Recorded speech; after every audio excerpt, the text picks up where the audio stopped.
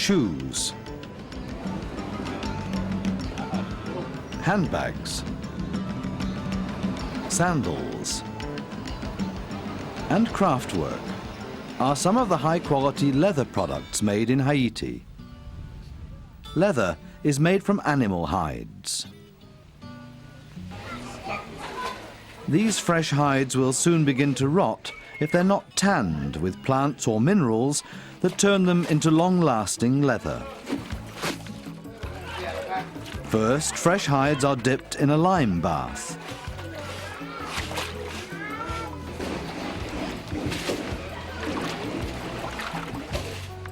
Then they're rinsed with fresh water.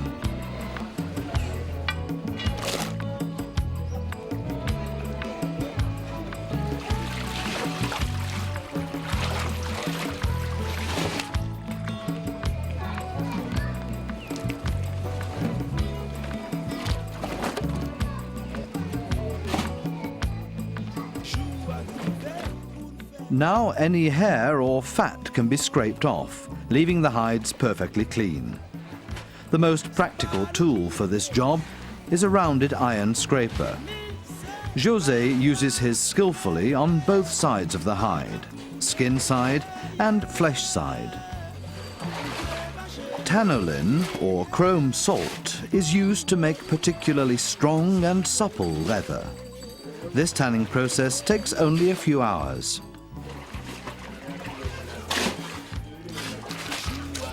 In Haiti, plant tanning is done with mango tree bark. This bark contains a chemical which acts as a tanning agent.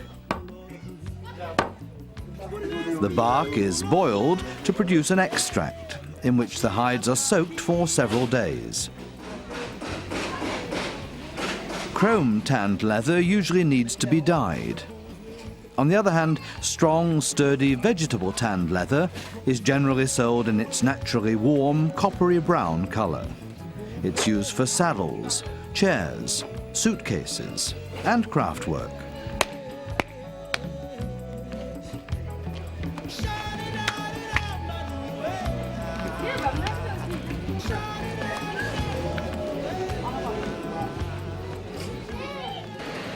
Pericles and Pierre create fine leather shoes in their workshop. Everything is made by hand.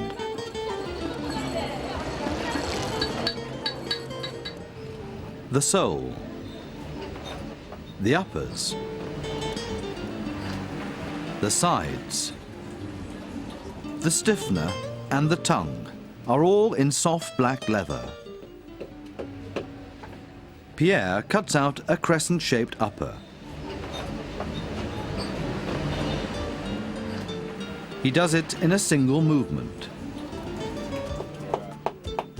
He uses a paring knife and a pattern.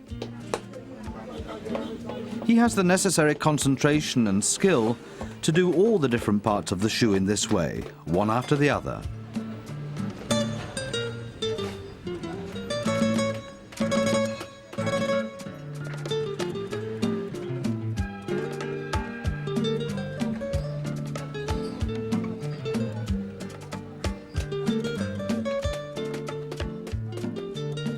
Then the edges are trimmed on the suede or rough side so that it won't be too thick to assemble.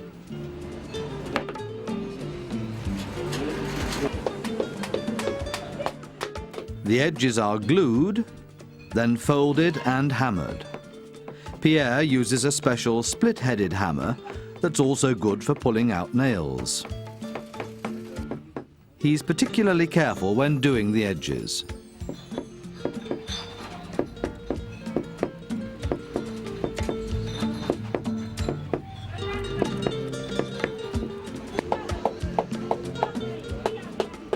Properly trimmed, the different pieces of the shoe are assembled with a sewing machine.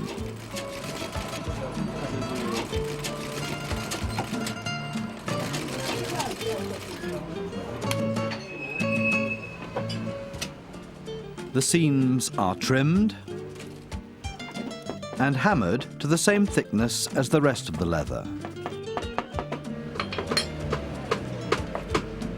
The heel seam is hidden under the stiffener. First, the stiffener is glued,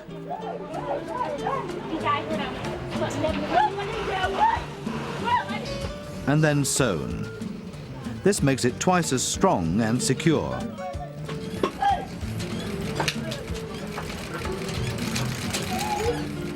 The essence of the shoemaker's art is in assembling the parts of the shoe as precisely as possible. This process determines the quality of the finished product.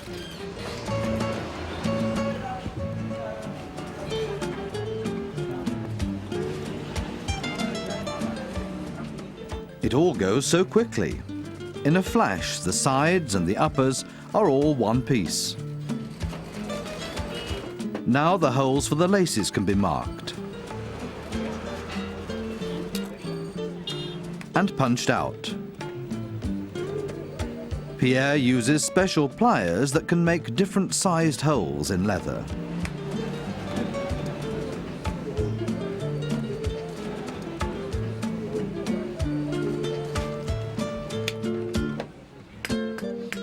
The top of the shoe is finished. Now it's Pericles' turn. Wooden shoe forms are his main tool. They come in all different sizes. He uses them for cutting out and making the soles.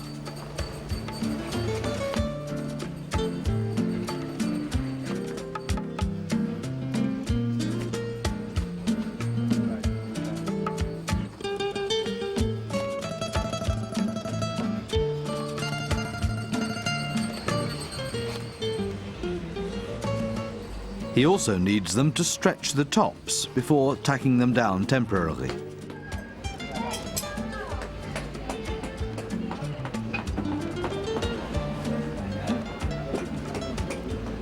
These pliers can punch and stretch leather and hammer in nails.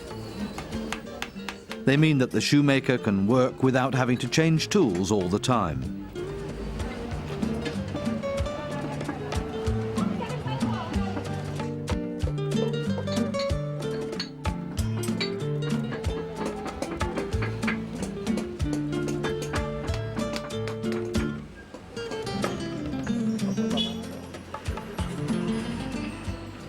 The last step is cutting out and making the rubber sole.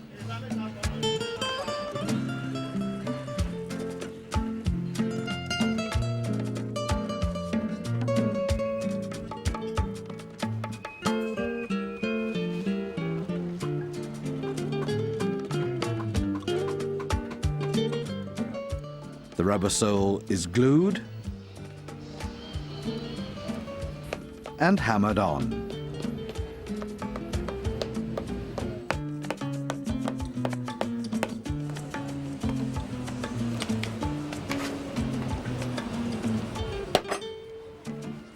The wooden form is removed, and the shoe, a good quality shoe, is now finished.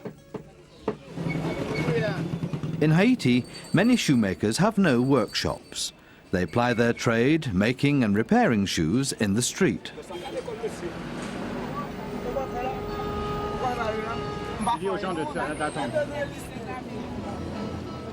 Mario makes sandals in his mobile shoe shop. He cuts out and creates everything he needs right here in the street.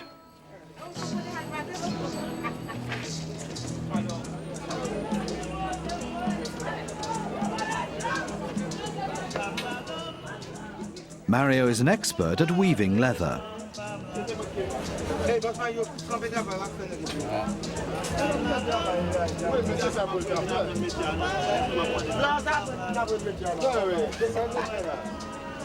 Of course, he also uses traditional shoemaker's tools.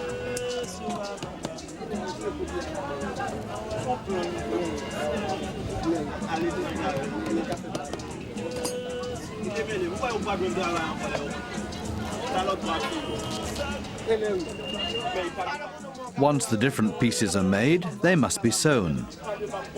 For that, he goes to Pierre's workshop. He pays for the privilege, of course, but it means he doesn't have to buy his own sewing machine.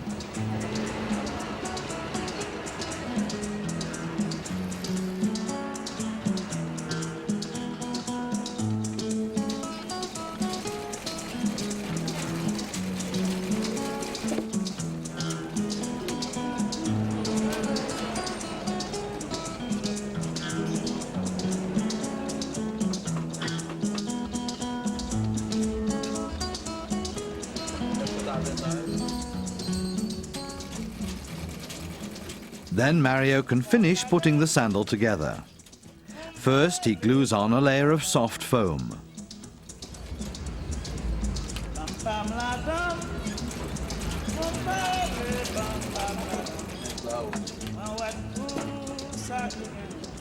Then the leather top is stretched over the wooden form.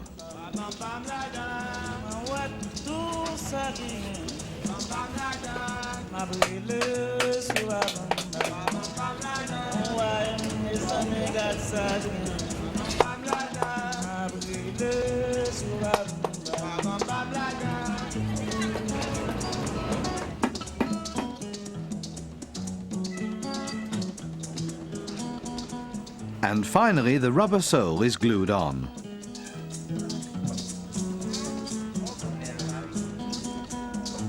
These crafts are appreciated around the world, and in Haiti too.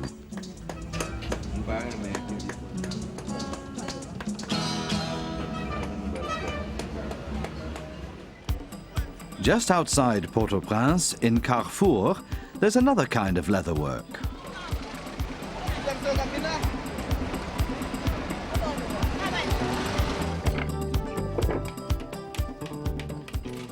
A group of young artists makes masks, leather masks. Their main tool is a cement mold from their neighbor. Jean-Robert Louis works at home. Using a soft cement paste, he designs faces that go on to give the leather masks their expressions.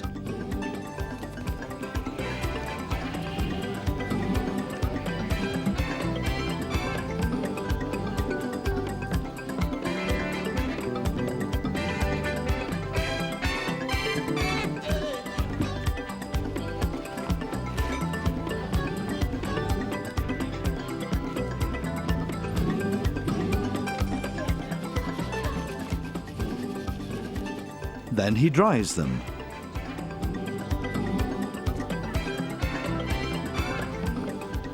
Once they're dry, he smooths them down and gives some finishing touches before selling them to Eddie and Bartholdi's Leathercrafts workshop.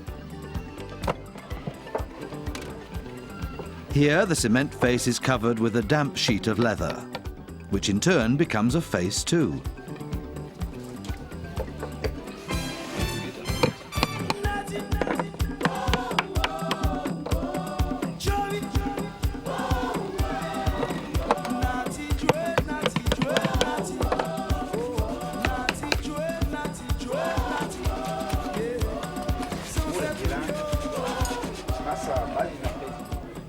The cement shape has pressed its features into the brown, vegetable-tanned leather.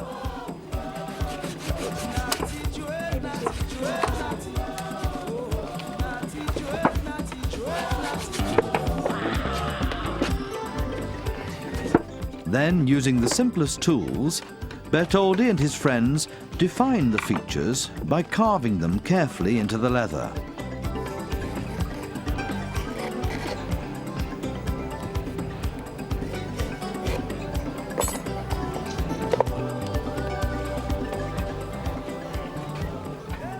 The slightly damp leather is infinitely malleable. It can be made into any imaginable shape.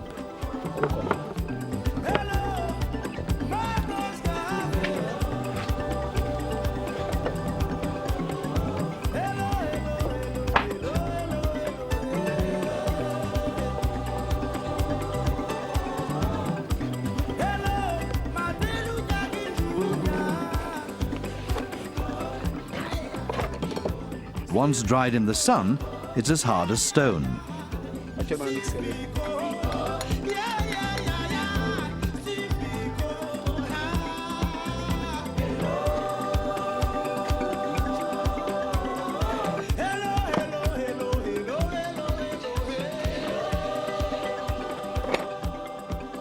The artist makes some finishing touches.